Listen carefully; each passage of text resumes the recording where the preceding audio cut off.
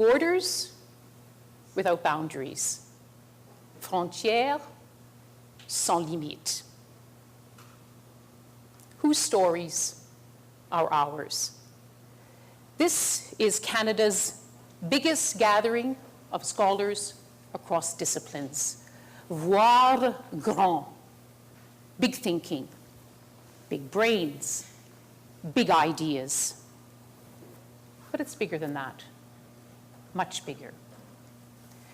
Because here, as we gather on this lovely spring day in charming St. Catharines, we share a very special place. And perhaps it's more special than we sometimes appreciate.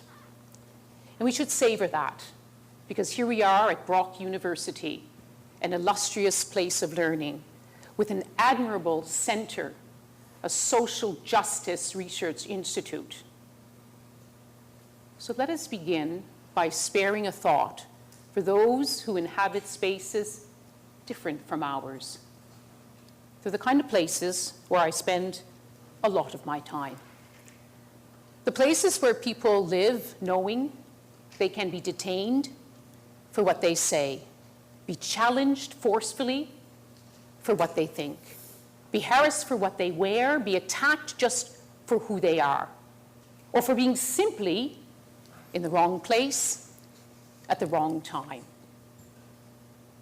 People who are living in fear of dying, or their loved ones dying, from mortars, from explosions, from bombardment, from gunfire. Listen to our silence, and let us fill it. Let us fill it with big and bold ideas. Not just mine, but yours. The threads of our lives are now woven together in so many ways. And every so often, when we least expect it, a thread surfaces and takes our breath away. And this is what happened to me 3 years ago. I was in Benghazi, in eastern Libya, in North Africa, during those momentous events that we called the Arab Spring, where people rose up to oust authoritarian rulers. And I should underline here, since we're at Brock, to fight for social justice. And at that time, I was in the main square of Benghazi, Tahrir Square, Liberation Square. And the courtyard, the courthouse on that square, had been transformed into a memorial wall, a wall of very personal pain of people being able to express their grief in public for the very first time. For the first time, Libyans were able to see and to speak in public about the loved ones they'd lost in 1976 in Abu Simbel prison. 1,200 people killed on one day in a massacre at the country's most notorious prison. That just happened to be the same year where I took that train from New Brunswick to Ontario to study at Queen's University on the other side of the world. I never heard about that massacre. Almost nobody did. And so 3 years ago, Libyans came every day to look at those faces, the faces of the dead. And each of those faces meant something to someone. And all together, those faces meant so much to a city, to a people being allowed to grieve together for the first time because they had ousted the rulers who forced them to stay silent. The wall mesmerized people, including me. But how could I, as a Canadian, possibly stand in their shoes? And then I found a way.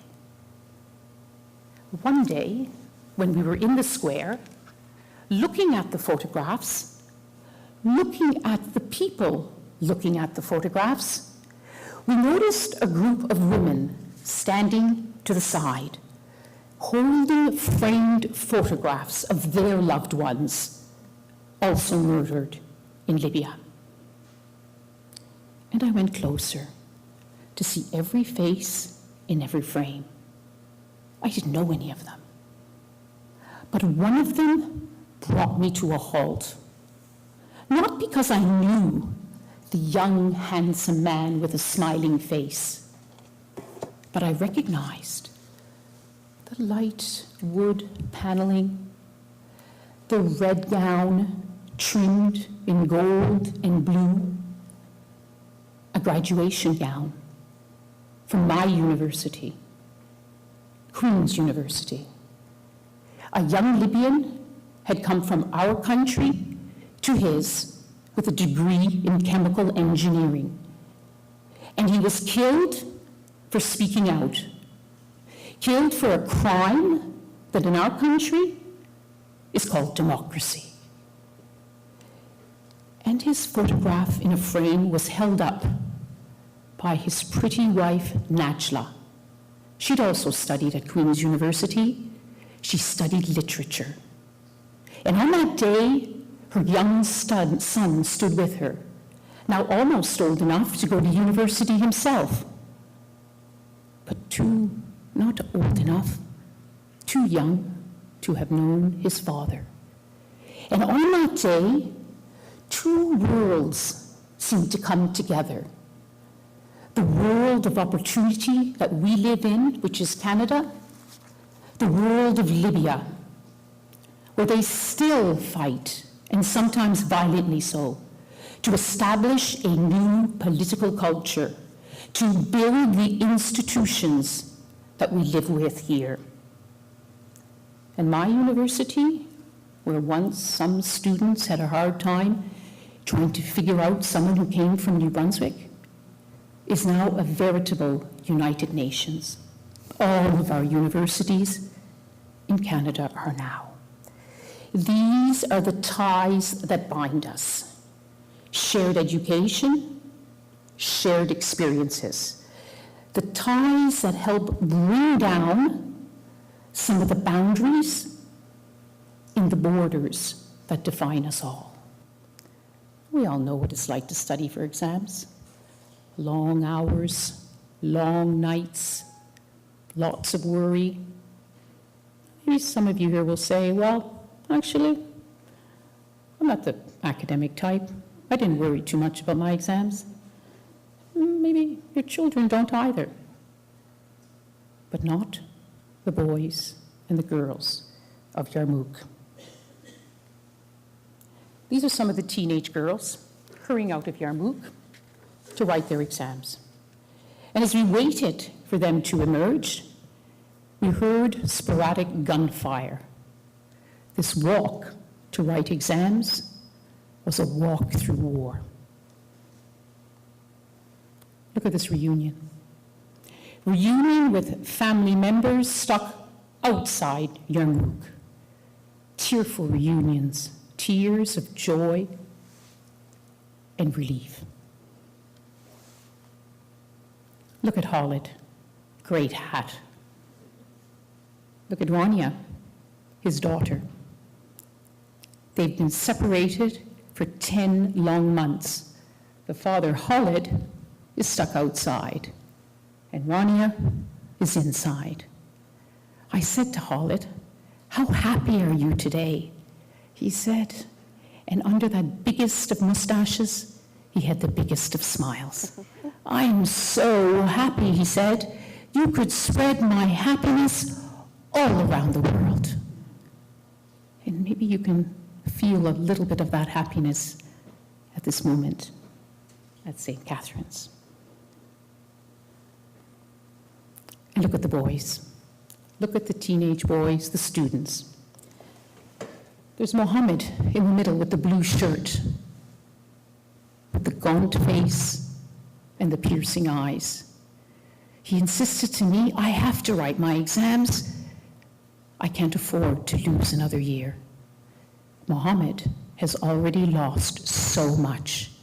One day, he was outside his house in Yarmouk, and when he came home, he discovered a rocket had hit it. His mother and his sister died. His other two sisters are injured. It's not a life, he said, but it's a life, thank God. Next to him, holding his notes, 15-year-old Khalid. Just look at him. He's got that cocky bearing of a confident street fighter and the gaze of a vulnerable child. Are you scared, Khalid? I asked. What did he say? He said, we go to school. Every day there is school with our hand on our heart because so many people have died.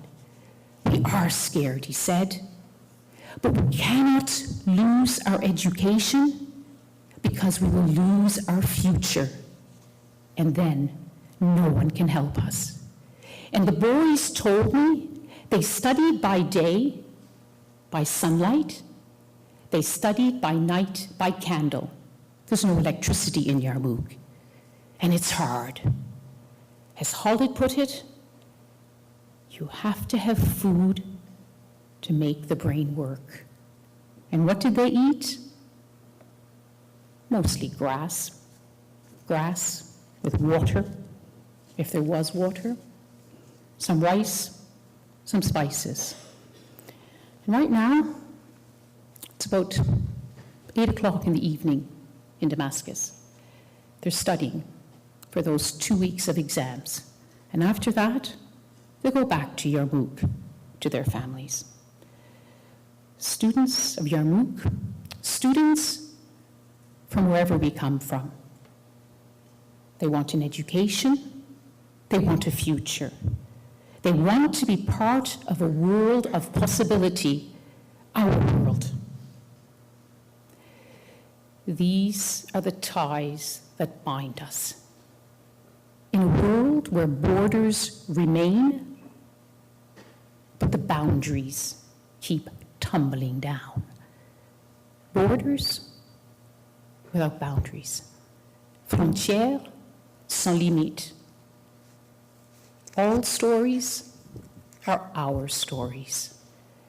And a reminder that our special space here, Le Congrès in St. Catherine's, has a part, is playing a part in our wider, ever so precious world. Thank you.